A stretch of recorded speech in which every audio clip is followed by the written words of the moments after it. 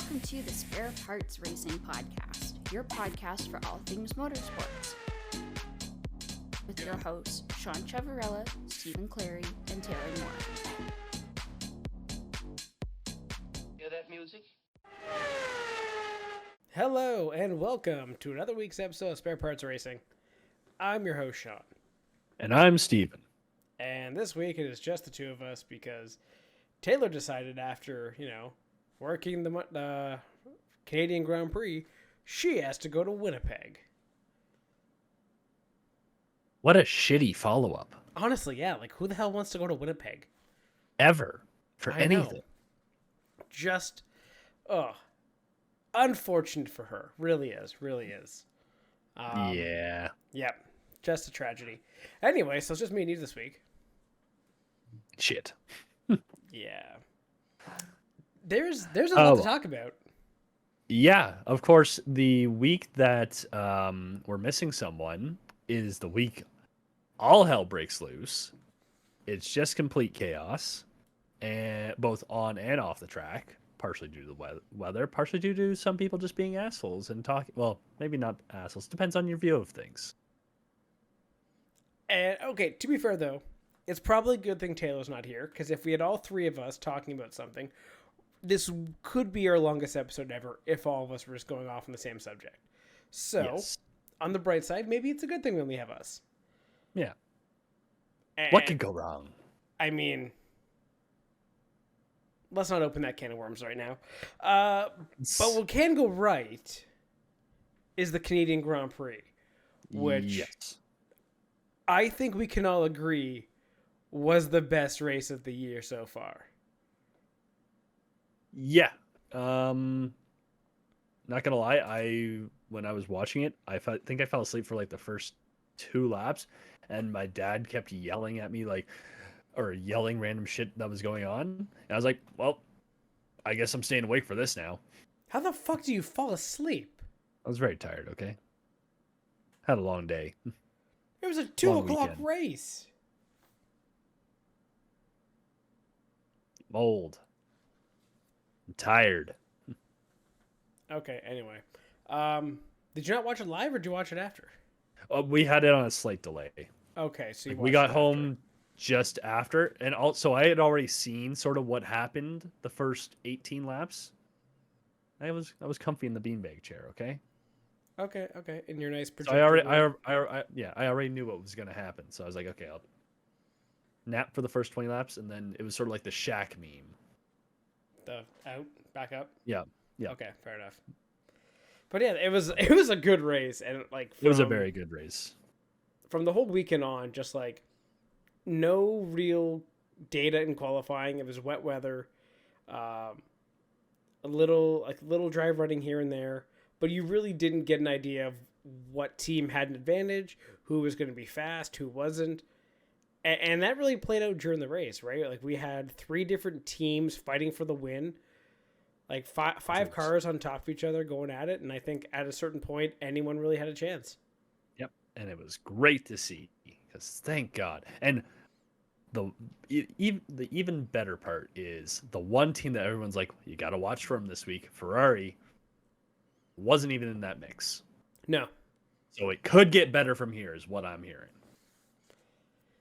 Yeah, honestly. We can hope. And then Max also, rattles off 10 straight wins. I was gonna say maybe Ferrari can get in there, and Alonso can get up in the fight too. Yeah. Not like he wasn't in the fight this time, but he held off Lewis for the first half of the race, and then also just was clear of the rest of that midfield train for the last. He was the clear 6th guy, I guess. Yeah, so I just want to see what the difference was. He was, yeah, It's he hard was to 7 say seconds. Also, difference with the safety cars and with everything else that went on.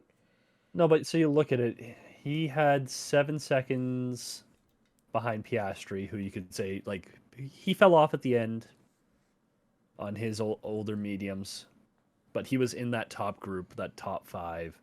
You have 7 seconds to Alonso, and then Stroll is another 6-7 seconds down the road after that. Yeah. So he's the clear cut next guy by a good margin. And I get it. Max won. whoop-de-doo, why are we so excited for that? He had to earn that one. That was not Yeah. an easy Max win. And at certain points, you didn't think Max was going to win that. No, But and he got a little bit not Lucky? Fortunate? yeah, not lucky. McLaren sort of shot themselves in the foot. Or no, okay, not shot themselves. If that's the thing, it feels wrong because McLaren didn't necessarily make a bad call. They just got unlucky with the call that they made, right? Yeah. Norris got lost apparently like somewhere between 8 and 10 seconds behind the safety car, and that made the difference between him getting out in front of Verstappen and not. Because if McLaren's like, you know what, we think there's gonna be a safety car, let's bring him in. He probably goes on to win that race, right? Yeah. But instead, he's got to sort of do the 90s cartoon spinning up the wheels and like slipping back and forth, like fishtailing coming out of the pits as Verstappen slowly creeps past him, not wanting to like slip out wide. That could have been disastrous if he had like hydroplaned there and took both of them out coming out of the pits. Again, would have been amazing. Yeah. For the entertainment value. But it was a fun, exciting, like, oh wow, look, he has to nail his in lap, and you think he might get ahead, and then he gets on that wet part in the slicks, and yeah, just has no grip, and Max is able to get by him. And then at the end though, there's also the challenge from Russell and those guys of that whole fight for the podium. Like I think at one point, Hamilton got up there. I think Piastri was third, then he fell. Like. There was so much happening at the front that they didn't even have time to show half the battles in the midfield. Yeah. Like a guy like Ocon, his strategy was completely missed.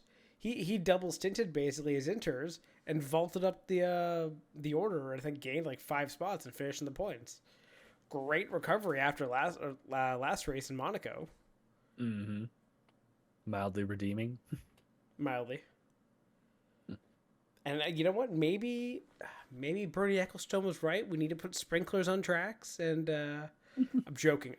Do not shoot me. I understand that, we do not speak the words of the crazy old Bernie. Yes. But don't need to get that crazy. But that was one of the best races all year. Yeah. Yeah. And again, as they continue to bring upgrades, hopefully this is more of the norm and that we do get these close spots. And there'll be weeks where either a Red Bull or a Ferrari takes over or McLaren takes over, or Mercedes, who for 4 weeks, like a month ago, was dead and dusted. Screw it, let's look at 2025.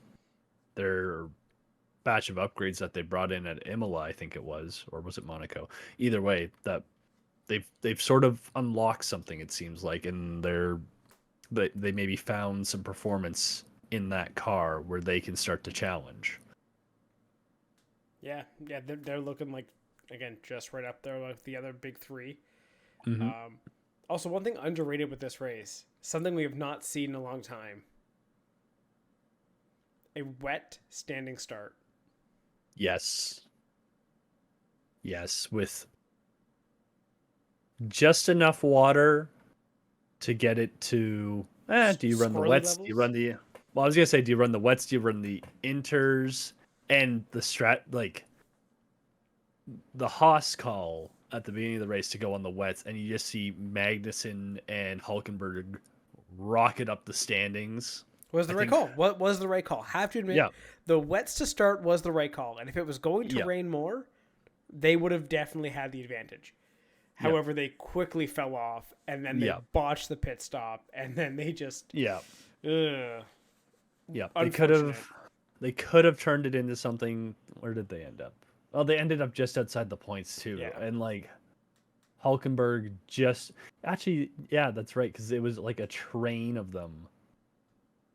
Yeah, they were fighting the two Haas's ended up fighting the Alpines, and the botched pit stop ends up costing them points. Well, it wasn't even like a botched pit stop. It looked like, I think it was Magnussen went into pit and they weren't ready for him. Yeah, they didn't have tires out. They didn't have anything there. It was like, who made that call, and how is the crew not ready? Yeah. So that was unfortunate for the Haas team. Yeah.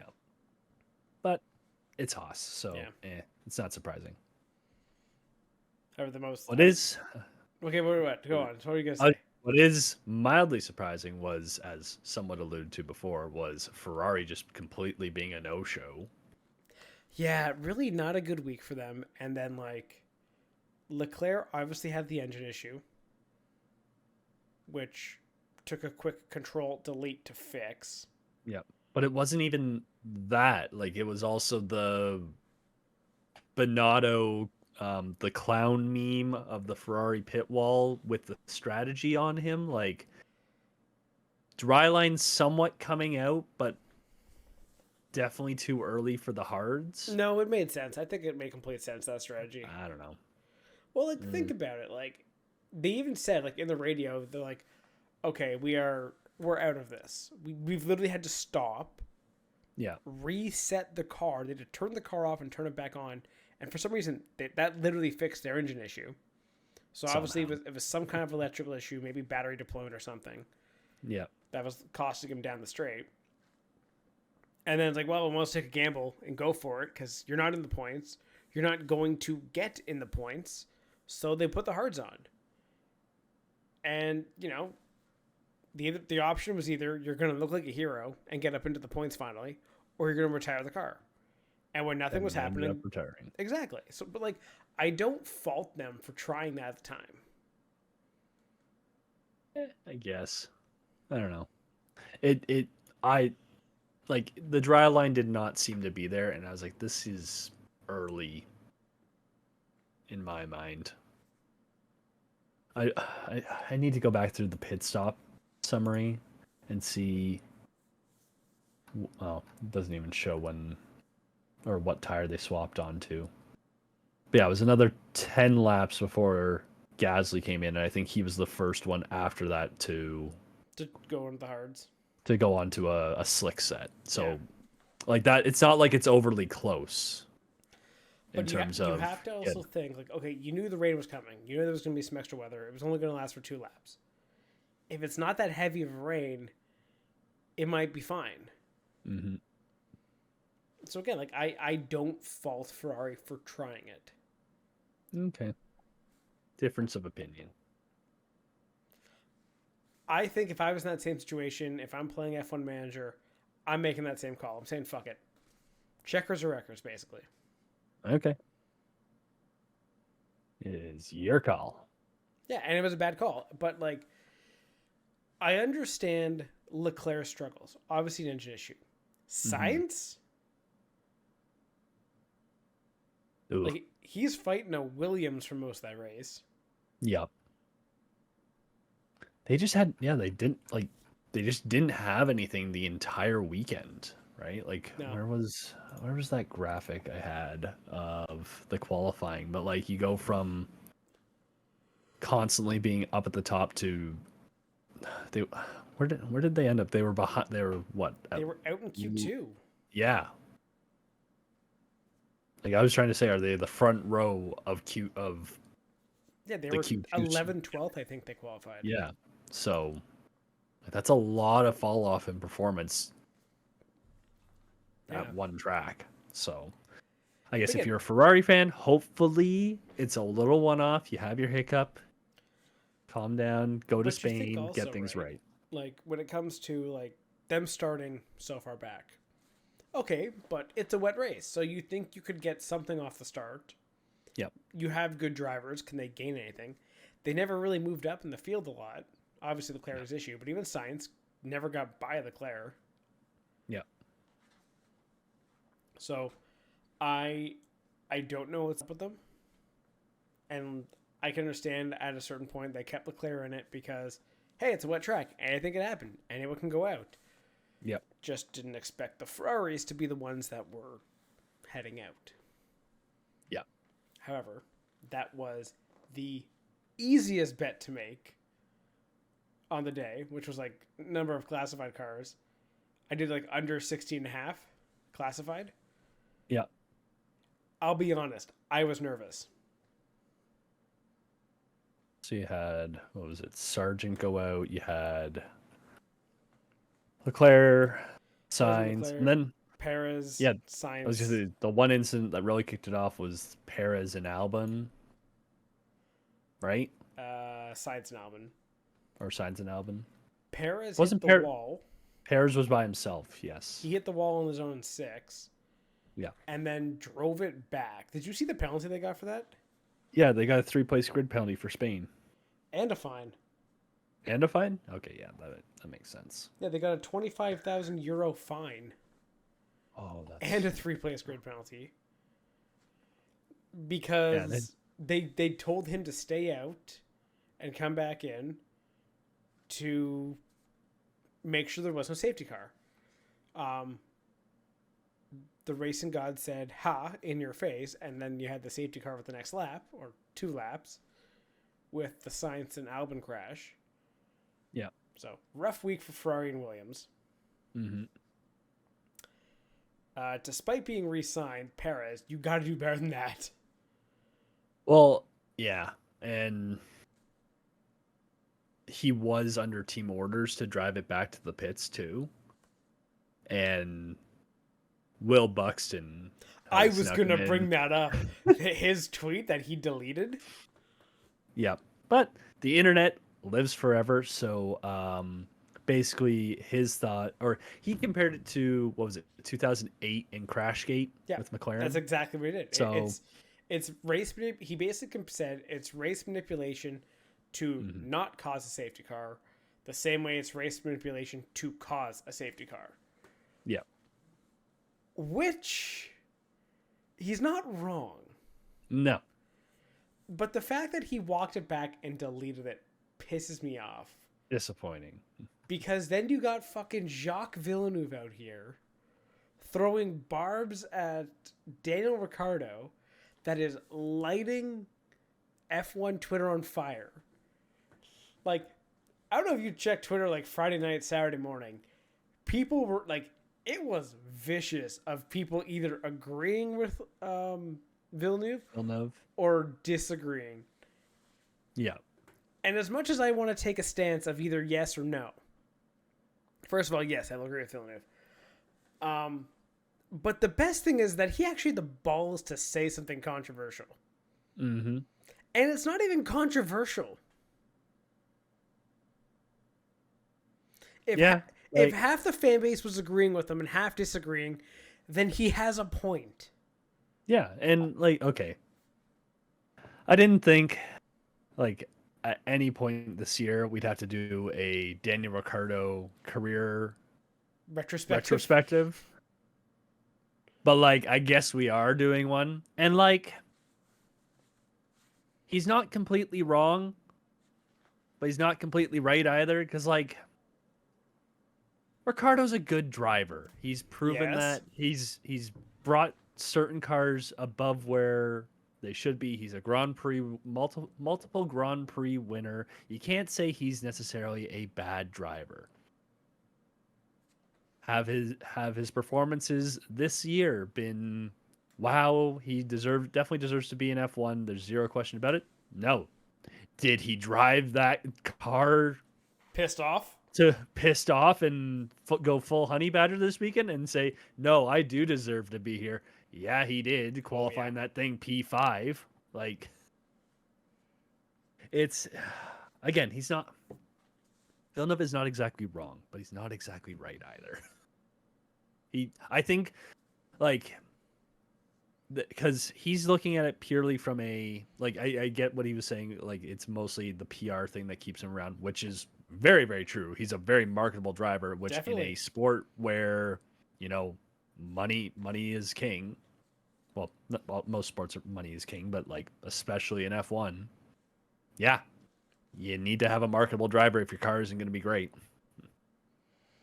But, like, again, he drove the hell out of that car. And I saw on the flip side, people basically saying, like, oh, well, if you're saying Ricciardo should be out of the series, then you got to boot Stroll, you got to boot Zhou specifically. It was those two I thought Sargent. a lot. Sargent, we know he's on his way out. Come on, let's not go there. Yeah. But for the Zhou and Stroll one, how old are they? Stroll's like, what, 26 now? 26, 25? Zhou's like 24, 25, somewhere in there. When was the best part of Ricardo's career? When he was young. That With Red 25 Bull? to 38 Yep. age range. Yeah, that's when he was with Red Bull, or when he was with, basically, when he was a name.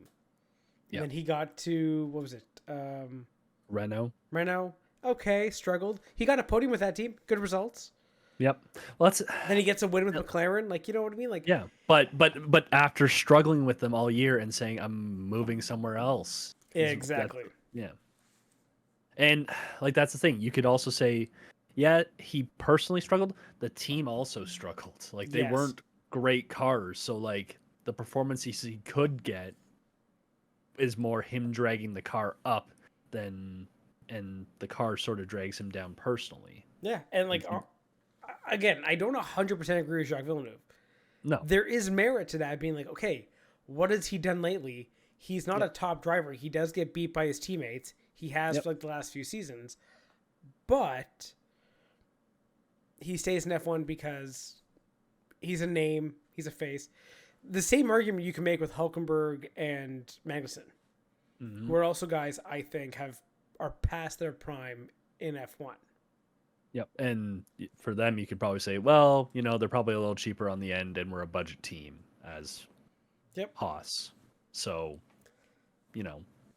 But back to the whole root of this, at least he had the balls to say it. Yeah. Villeneuve should be, I think he should be in the commentating booth more often, honestly. Yes and no. I mean, there's other things at play there. Okay, like, what would be the bad side of that, huh? I don't know. He's proven that he can be a bit of an asshole sometimes. Which, yes. Will Buxton deleted his fucking tweet comparing the Red Bull thing and saying, oh, well, this is kind of like Crashgate. He deleted it because it was too controversial. Yeah. I don't care. Villeneuve will not delete it. He will not hold back. Like, I think it was in first practice, he was talking about Ocon, or no, Ocon. It was Magnussen not accepting responsibility for the crash in Monaco. Mm-hmm. And Villeneuve says, well, then he'll never learn. That's a great soundbite. And that's from a driver criticizing a driver to be like, hey, you got to sometimes put your ego aside. And that's Jacques fucking Villeneuve saying that. Yeah. Yeah. No. Yeah. I get where you're coming from. Like it is good to have some of, I guess, not counterculture seems like the wrong term, but at the same time the right term. You know what I mean? I mean, I don't know if is it counter-establishment? Sure. Because like you have your typical F1 commentary, the Sky team. Yeah. And they do not try to be controversial. Yeah. Like it's the same thing in like a Homer broadcast in any sport, right? Yeah. Sometimes those can be pretty controversial. Looking at, Boston Bruins kind of thing. However, other broadcasts that are a little more, I would say not necessarily like, they can be a little more objective and like, point out things that you may not see. Those ones, I think, are the stronger ones. Yeah. And I think Villeneuve in this situation is kind of making a call and be like, hey, we're not really talking about this. We should maybe be talking about this kind of stuff. And it doesn't just go to Ricardo. It goes to, I think, anyone else in F1. Because you see quite a lot of talent get close to F1. They don't... Sorry. Ooh, dying here. They don't crack F1 immediately because they're like 22. But then you have guys who are let to dangle in F1 into their early and late 30s. Mm-hmm. Despite not actually achieving a whole lot. Like a Hülkenberg.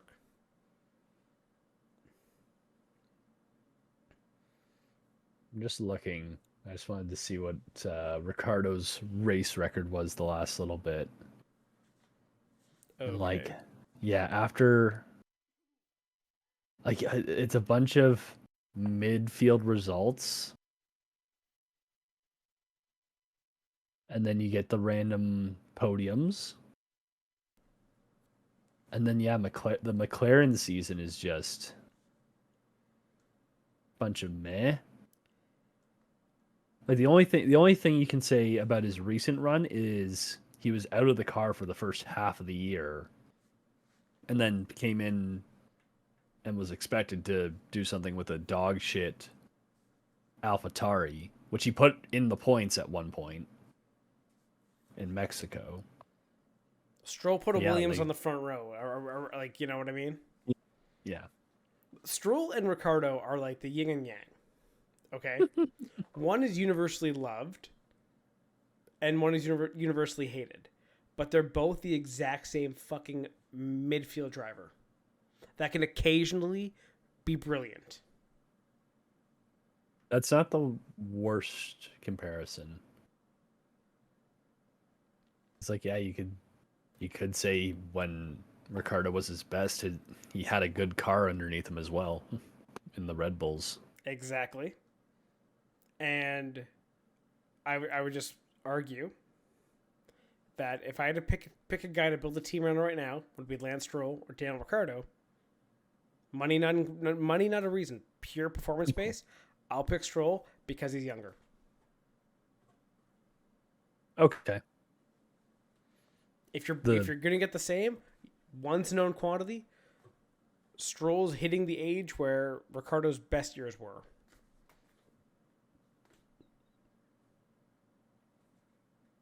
He's 31, 30. Yeah, like his last year in Red Bull, he was 28. Yeah. That's when he last won. Let's Stroll 25, 26.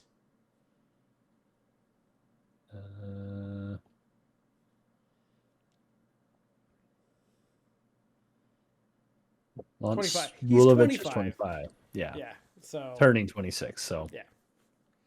Let's Lance Stroll first win later this year after. What's the schedule? It has to be at like around Austin. Like, there's definitely an argument to be made that F1 gives up on drivers too soon and holds on to them for too long. And I do believe in everything Jacques Villeneuve said, that is the biggest takeaway that should definitely make people stop and think. Yeah. You know what? I won't disagree with you there. Like, yeah, obviously it's not a whole like, oh wow, why is he even in F1? That's inflammatory. Like that really is uncalled for.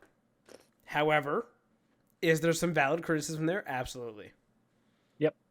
But did it give us a hell of a drive from Daniel Ricciardo this week? Absolutely also. Yep.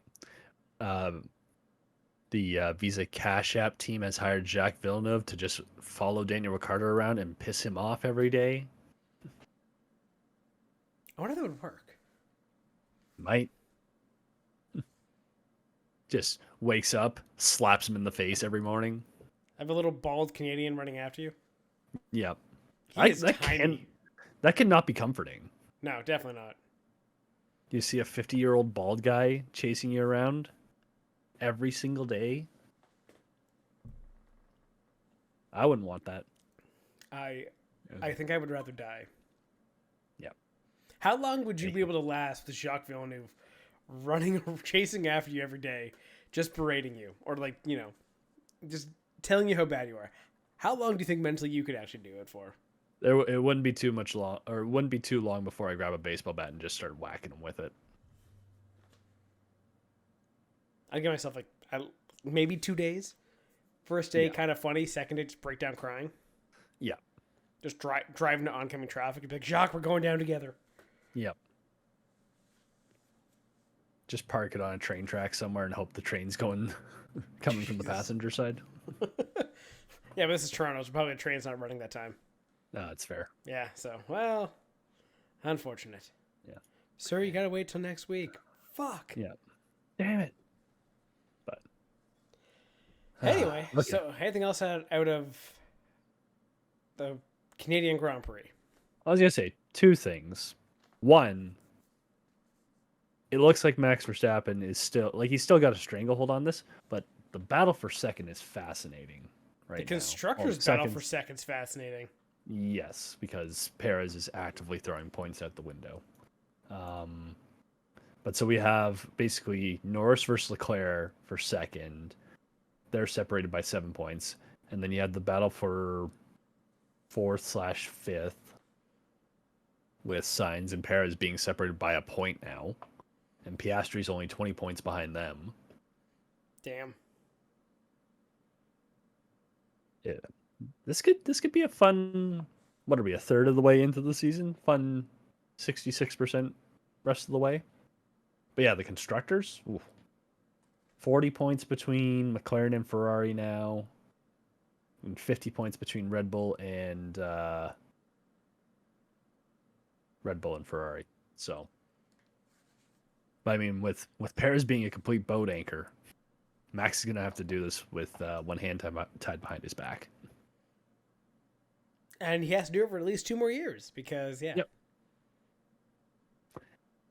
Yay. But Okay. yeah, the other thing, I was going to say the other thing. Obviously based on Red Bull. They also did re-sign Yuki. Oh, yeah, that's right. The hell? So Yuki, what are you doing to yourself, my dude? There has to be an agreement there of, okay, if Perez... You got to have performance clauses, right? Like, if you're not doing well, if you're not in the points, if you're not getting out of Q1, you're going to get sacked. Yeah. So maybe that's why Yuki's like, fine, I'll sit here. I know he will choke. Yep. Because he currently already is.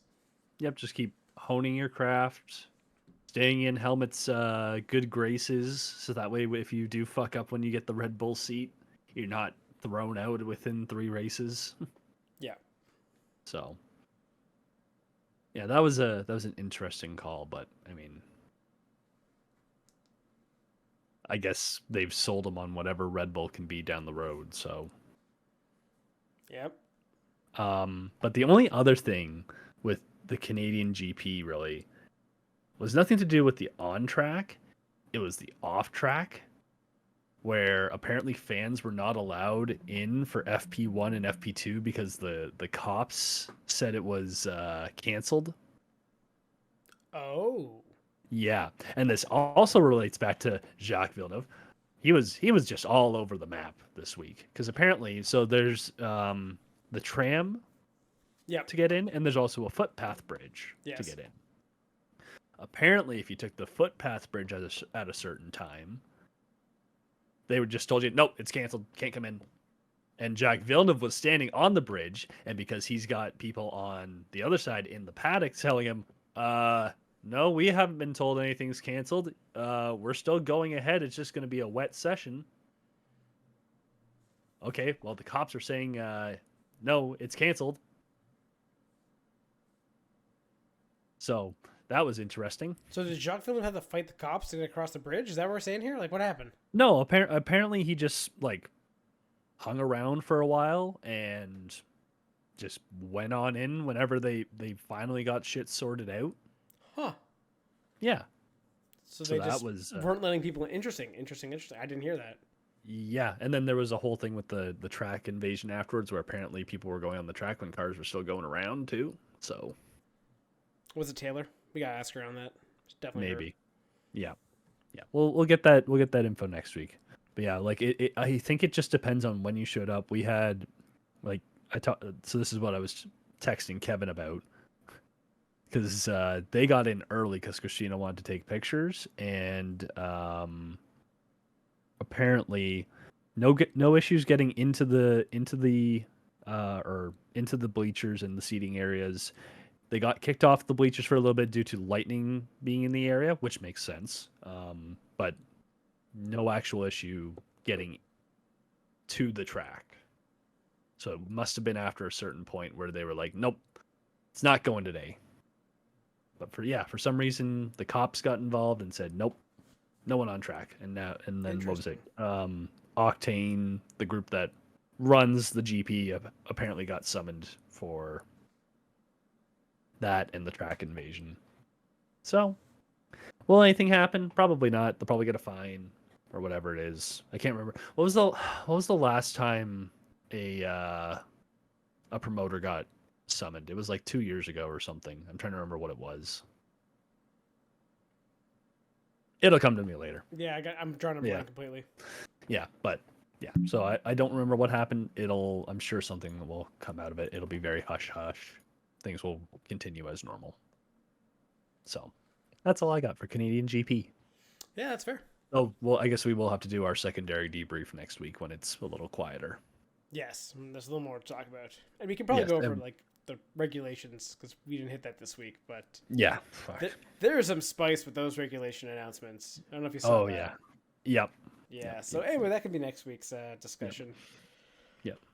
Anyway, how do we want to do this? Do we want to do this geographically, chronologically? We went to one wet race. Let's go to the half wet race, and let's then go to the full dry race. So let's go with that. The dry California. Okay, so this is like geographical. We're going East Coast to West Coast. Yeah, let's go with that. Yeah. Because Road America, holy shit. The rain there on qualifying day causing Newgarden to crash. Oh, that was one of the hard... Okay, not only that, it was the rain on qualifying day. One, it was an absolute crazy session. And the final crash by Newgarden, absolutely vicious. Yeah. But also 69 G's. Nice. But he also had the Indy NXT race pushed back. Yep. Or Indy Next. I don't fucking know. Anyway, just should have called the lights. Whatever. And you had Chadwick put it on pole for the first time. Yeah. Which was great to see. And win. And then she won, yeah. Which is the first woman to win, I think, in that series in 15 years.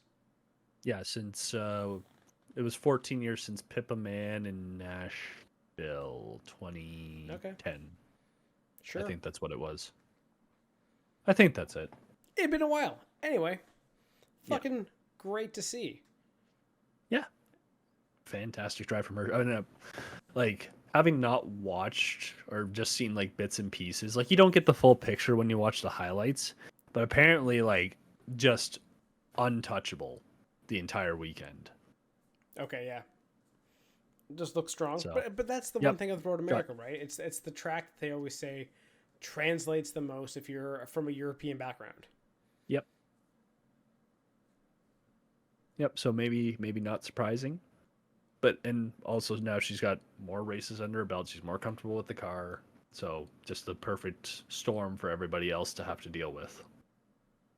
Yeah. Yeah, and then you had out of the qualifying. So despite Newgarden's crash, I think also was it Power that I think brought her to yellow or red or something, so his time was deleted. You had Linus Lundqvist get his first pole as well. Yeah, that was... Did not have that on the bingo card. No, not at all. It was actually a really good fucking qualifying session for rookies. Mm-hmm. Theo Pourchaire was the worst rookie. Where did he start? 18th. Oh. The worst. You know what? Yeah, that's not bad. Yeah, Lundqvist on pole. That lasted about a quarter. Yeah. Before it became a billiards table.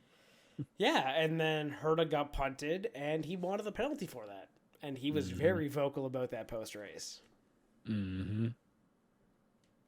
Do you agree? Do you disagree?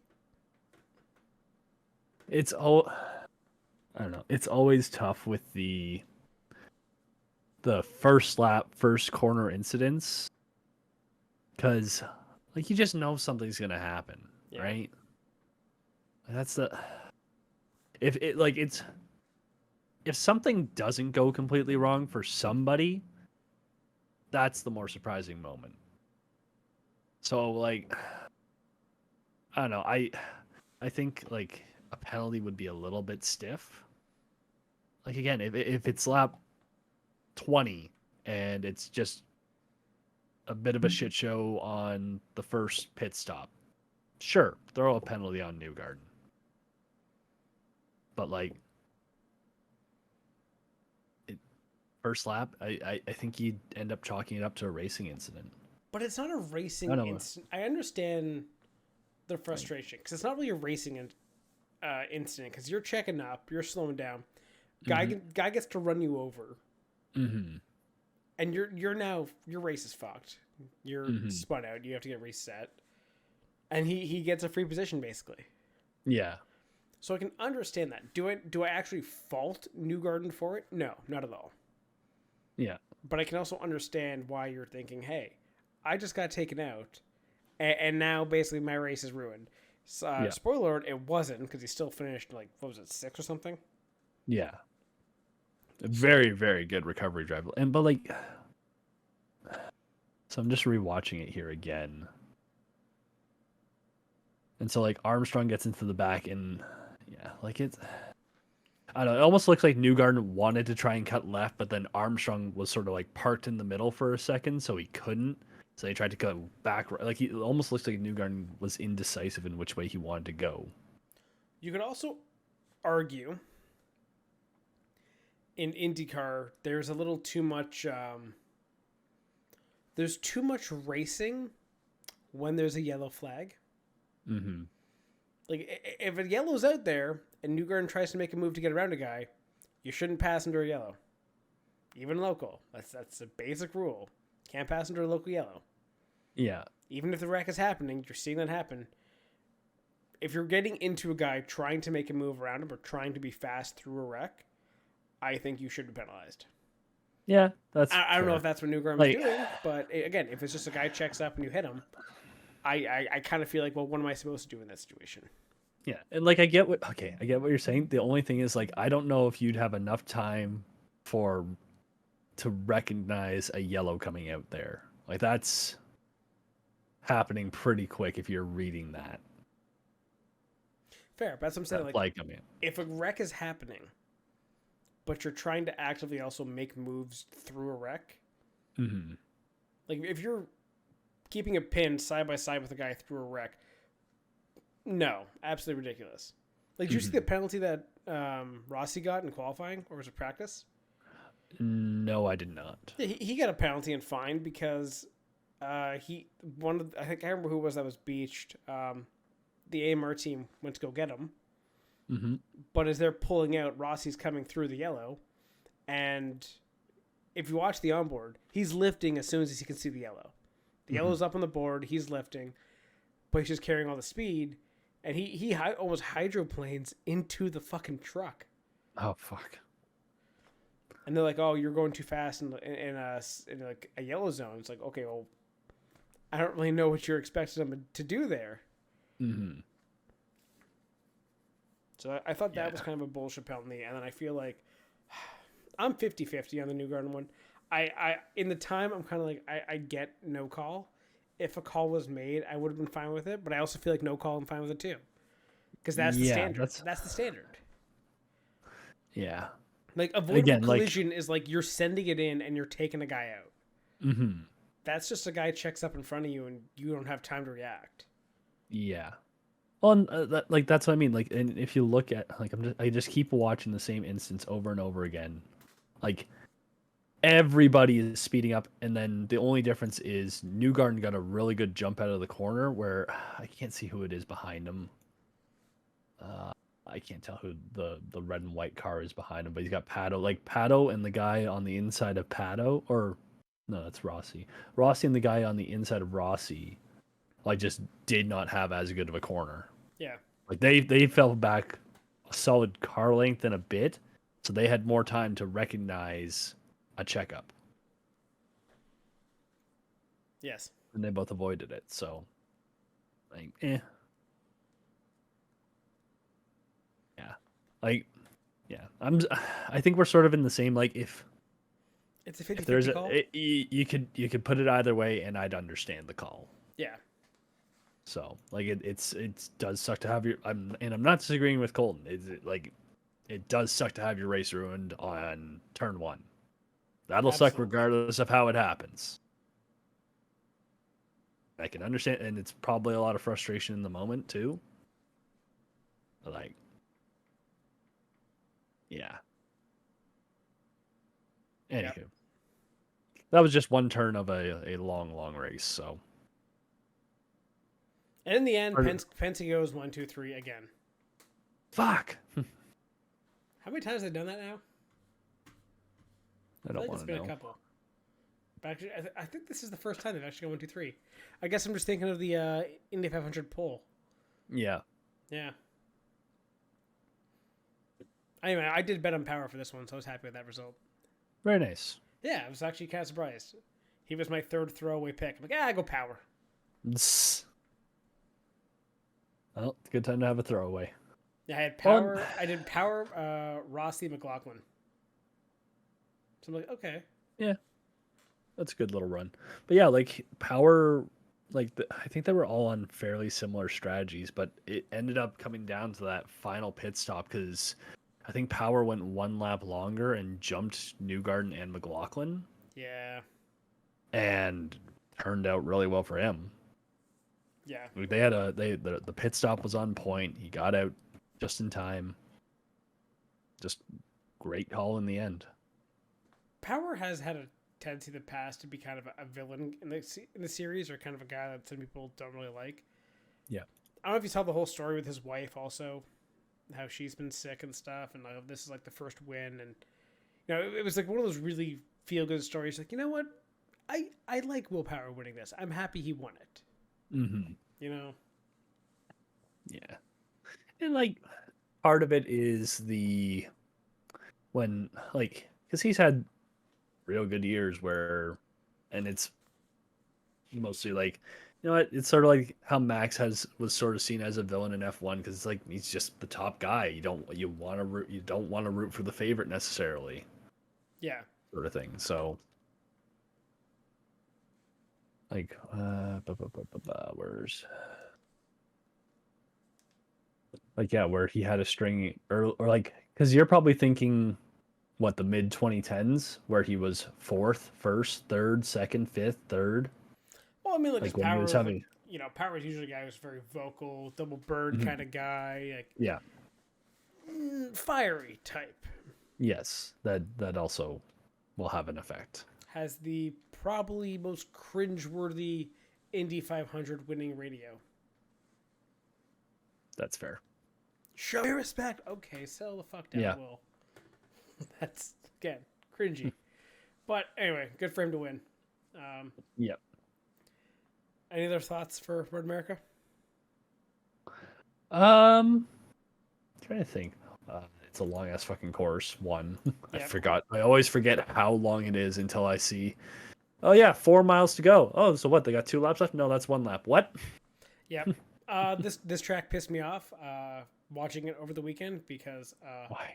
all my boys got taken out. Oh, First, it was Kiffin Simpson. He was running 10th at the Yep. start of the race, gets punted. yeah, So, you know, as the Kiffin Simpson meme love on this podcast goes, Yep. yeah, fuck. And the other one was our Canadian hopeful in the future, Matt Clark, Oh yeah. got fucking wrecked twice. And I was watching, I'm like, God damn it. Yep. And he was P5 to start one race, right? Yeah, He P5 was- starts he that was up race there. and gets absolutely taken out by another car. Yep. And it's like, well, what can you do there? Like, fuck. And then the other one, I think he was like fighting for 7th. Guy dive bombed him again into 5 and spun him out. It's like, can this guy get a break? Like, honestly? Nope. So, Nope. anyway, Road America, stop fucking with my boys. Thank you. But at the same time, good to show the rookies some love. My rookie got punted into a wall from another rookie. No, no. Nah. Not your rookie. Jackass. Talking about Lundqvist and Chadwick. Can't have all the rookies do well. Chadwick's not a rookie. Fuck, that's right. Damn it. It's her second season? This is your second. Jesus Christ. Yeah. Actually, she said today, too, she's hoping her next step is to go to IndyCar from NXT, which I would love. I would love to see Andretti put her into a car. I could see someone doing that very quickly. If, like, let's see. What's her. So, this is, yeah, Actually, this is her second year. I don't know where she would go because you already have enough fucking musical chairs, it seems, for this year. Mm-hmm.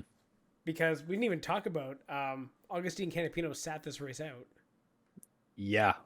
And Nolan Siegel got put in. Yep. Which was a little odd. So apparently he did the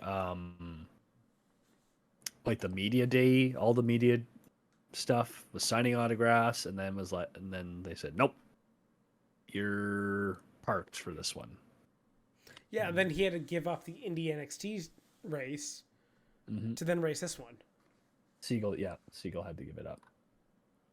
I'm just trying to find the statement here because it was also oddly worded. Nolan Siegel will be running the 78 entry in place of Augustine Canapino, who will be taking a leave of absence this week. Oh no, my feelings were hurt. People were mean. Yeah. Of course, upon online abuse and harassment resulting in the events of last week have led to a very difficult experience for Augustine team and the entire IndyCar fan base, and the safety of Augustine. This is the weird part. It's the safety of Augustine and the rest of the competitors has to be considered first and foremost. Like, okay. So your fans can send death threats and harass other drivers, but when you get it back to you, oh no, I'm scared. I'm not going to go. Well, he doesn't necessarily. You can't have it both ways. Yeah. Either condemn it all, or you can not only be upset when it's directed to you. So, sorry, Augustine, you were feeling unhappy with the shit that, was coming at you. You kind of deserved it. If you're not going to call it your fans. I'm just wondering if something was said during the media or autograph session that threw them off. I don't know. The wording behind it is a little odd. Could it be deflection as well? Could be. Could just be corporate deflection speak. But yeah, Nolan Siegel went in, had a fine performance. On a short notice. Yeah. So, I don't know what else you can really expect him to do. And I guess you saw the thing for Dale Coyne. The rumor came out yesterday. Which one? Catherine Legg is doing all the ovals for Coyne the rest of the year. I did not see that. Yeah, so apparently she's going to get in a few more races this year. Like, do you know how many drivers have raced an IndyCar race this year? Many. Considering we got the biggest field of all time at 26, and now we just have a rotating cast through. Like, that's not even mentioning. Yeah, that's not even mentioning. That's not even mentioning Malukas running for the 66 for the rest of the year. Right, that's another one. He's back in the series, so he's finally going to get in. See. Which I feel for Tom Blomqvist. At the same time, Malukas deserves a seat.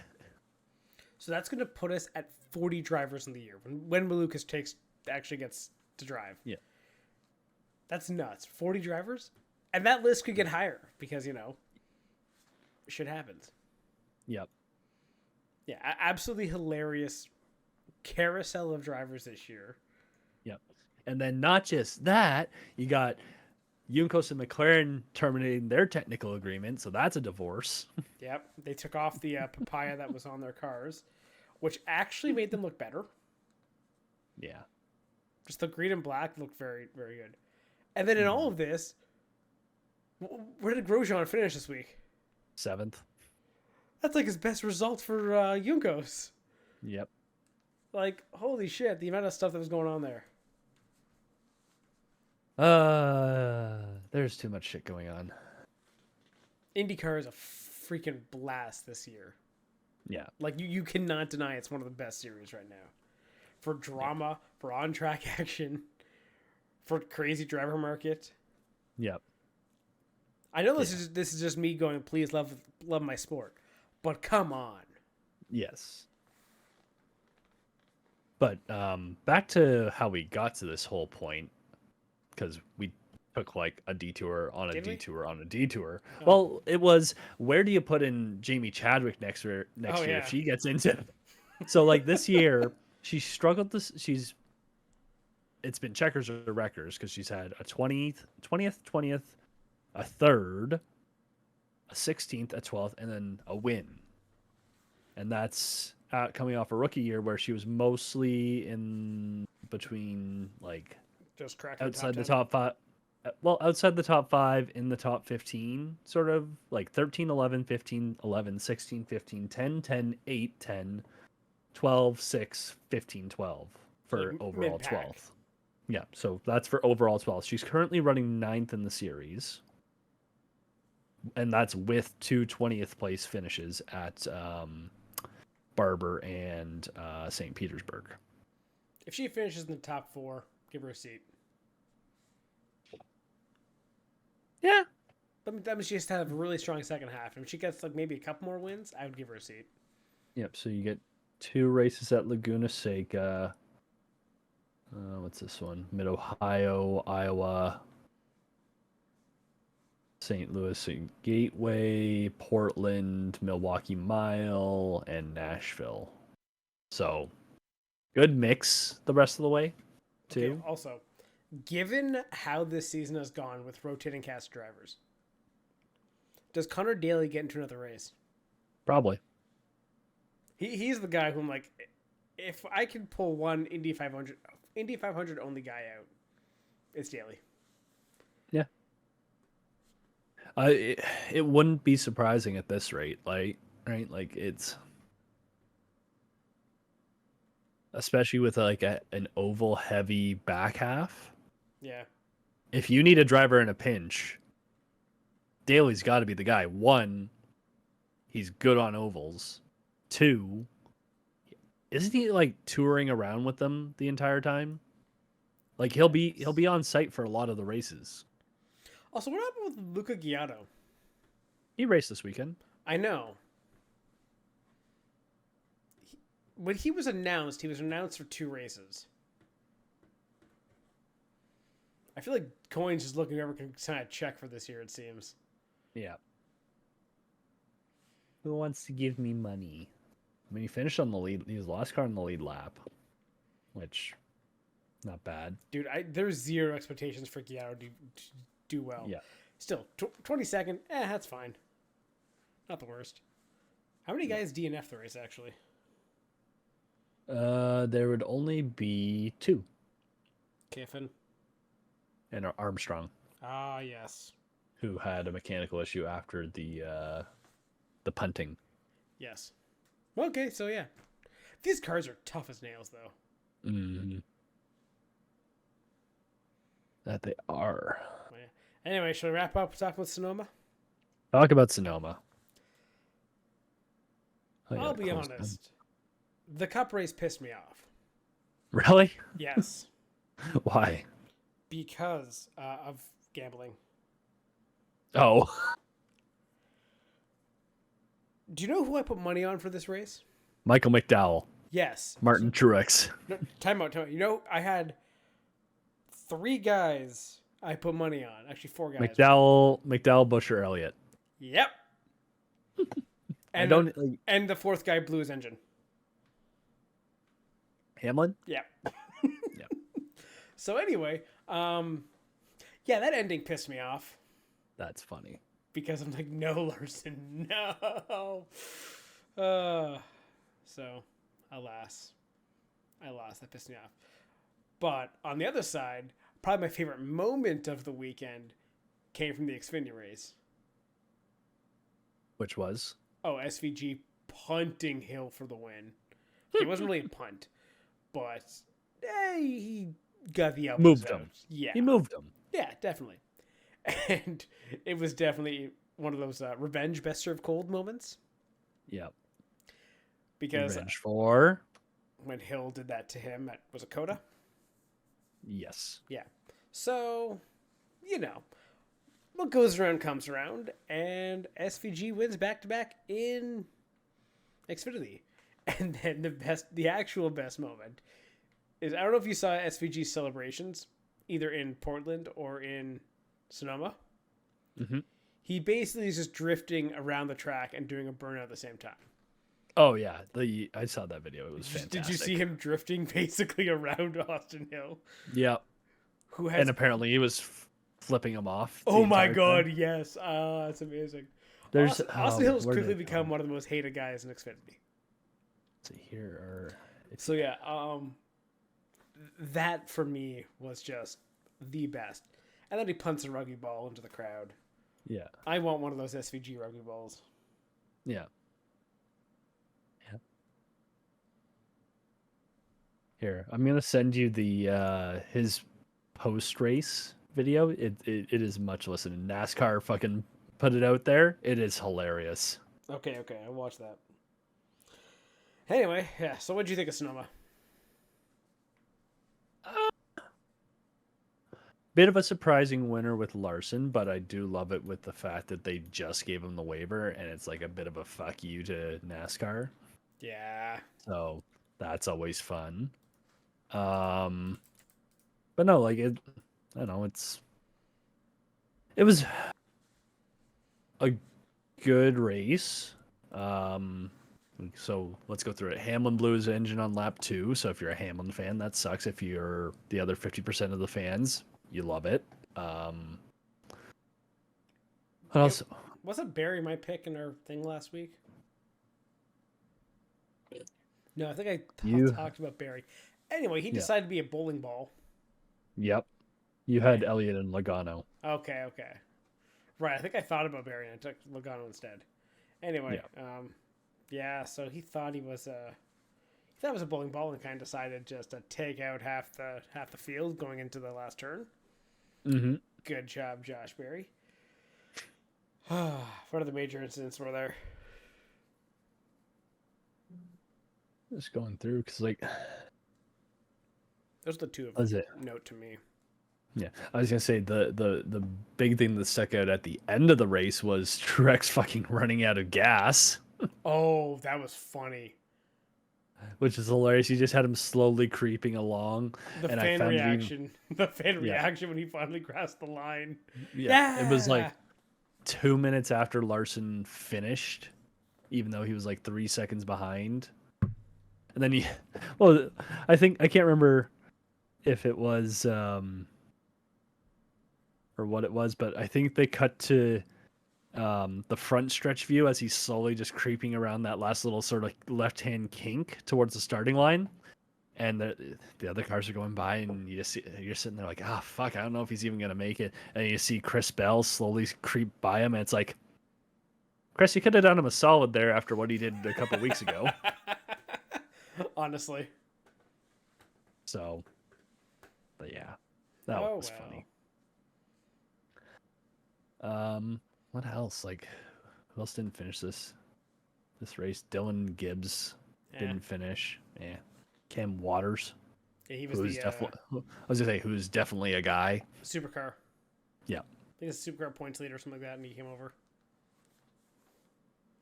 But yeah, it was a race. It was probably definitely the third one of the week, like third best. Yeah. Like, I don't know. This one I definitely took a nap during. Yeah, I was hoping I could win money. Busher dominated the middle of the race, and he's a guy you want to see get a win now. Yeah, when he came out as the stage 2 winner, that was a bit surprising. Yep. But what else? There was, like, this one. There was a bunch of cautions in the middle of the race. Because it was, or no, not the middle, the beginning and the middle through stage 1 and 2. Because I think, you know how they have the bar at the top? It's just yellow for a while. It was there was a bunch of little yellow marks, and then the back half was just green. Yeah. And that's what I think when it started to get more intriguing, because that's when you got the divergence in pit strategy.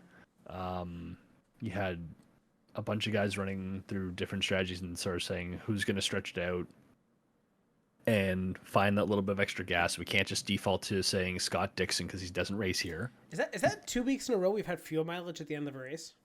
Ryan Blaney did run out of gas, yes, and he finished 24th last week. Maybe they're getting better at these stage calculations. Yes. Having that short first one that, was kind of like a nice little quick sprint to start, and then really kind of stretching the real race into 2 stages, I think might be kind of the way they go for this. Yeah. That way you're still getting green flag runs and pit stops, and strategy matters. Not these races that are almost divided evenly into 3 separate stages. Mm-hmm. Also, Kyle Yeah, Larson's it's- leading in points again, despite missing a race. Which makes it even better. Fuck you, Oh. NASCAR. I can't believe you weren't going to give him a waiver. Nah, you know who was probably the guy telling them not to give him the waiver? Who? Chase Elliott. Yeah. Who is only 14 points back somehow. Who is having one of the most consistent years. Yeah, like very quietly, Yes. just there. 1 win, 8 top 10s, has not DNF'd a race. Yeah, he's doing well. Yeah. But I think the biggest thing, like when you look at the stats on the NASCAR website, laps led, Elliott only has 136. Almost everyone else in the top 10, almost, is at least over 200. Yeah. So he's like- just happy to be up front and just not be leading.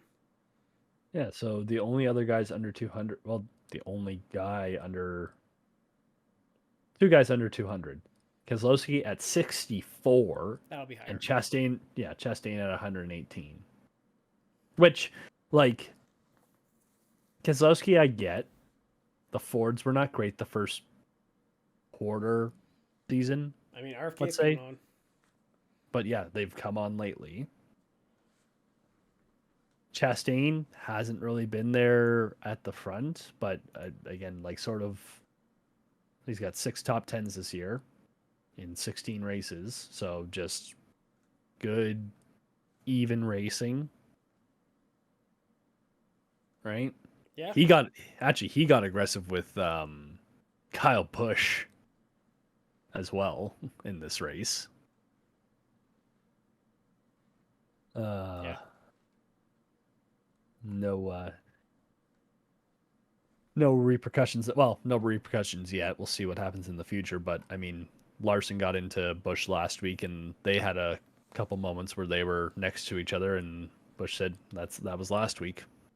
This is Yeah, this fair. week, so we'll see. There also was that Indycar race I forgot to mention. There was the herd up behind Ferrucci at one point. I was like, is someone gonna wreck anyone? And you know, short memories. Short memories and realizing you're on different strategies. Just race your own race, head in your own boat. Nah, punt him. You won't get a penalty. In case you ever had to wonder who the devil and who the angel is on this podcast, if you had your conscience on your shoulders, that's your snapshot. Jeez. I regret nothing. Yeah. You know how we used to do in karting together. Yeah, exactly. That's why I always beat you. That and you had 40 pounds on me.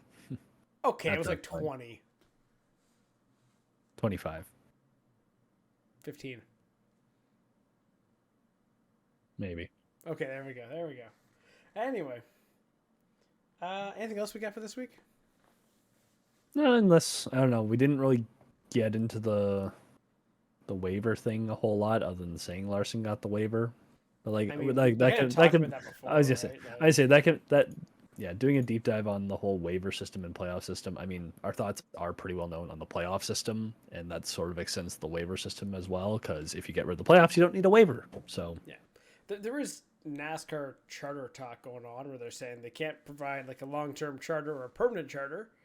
But we can deep dive into that another time also, because a charter discussion also is one that you need a lot of context for. Yeah. So I think this is a good place to call it. It was a pretty good week. I think what we learned is that rain makes racing better. rain And- is the great equalizer. Oh, you should write that one down. That's really smart. Yep. No one said that before. Never. But yeah, it was a honestly really, really fun weekend for racing. Yep. A true motorsports boxing day for the ages. Doesn't always come around. And then what do we got for this week? No IndyCar. Yep. So we get a week off of the triple header, and then I think we get another triple header the week after, because it's Spain. So we got Iowa for NASCAR this week. That should be fun. NASCAR at Iowa. Mm-hmm. I love That'll be Iowa's good. track. Yeah, but yeah, then for everybody else, like the weekend of the 23rd is going to be another triple header. Yeah, was that Phoenix? Phoenix. What am I saying? Phoenix. New Hampshire, New Hampshire. Spain. West Coast. Laguna Seca. That's what I'm thinking of. There you go. I don't know why I said Phoenix. Yeah, Laguna Seca, New Hampshire, and Spain. Oh, that means NASCAR and Indycar are gonna be on at the same time, though. Well, so IndyCar starts at 6 that weekend. In the afternoon? Yep. Oh, fuck yeah! Was Never it- mind. That's fine. That's a 3 o'clock start for West Coast, right? So And NASCAR starts at 2:30 East Coast. there you go. Problem solved. Honestly, that's gonna be a really good freaking week. Okay, let's. I think I might be golfing that week. That's a problem. Oh well. Hey, I'm drinking Golf on too. Golf on Saturday. Nope, we're going Sunday. Fine. Anyway, on that final note, thank you very much for listening. We're just a couple of idiots doing our fun thing here, and you decided to come along with us. We'll be back next week to talk all things motorsports.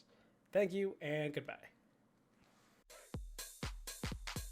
Thank you for tuning in to the Spare Parts Racing podcast.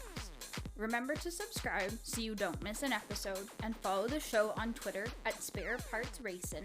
That's Spare Parts RACIN, and on TikTok at Spare Parts Pod. Follow the hosts at Sean Chavarella, at Stephen Clary, and at Tay Moore.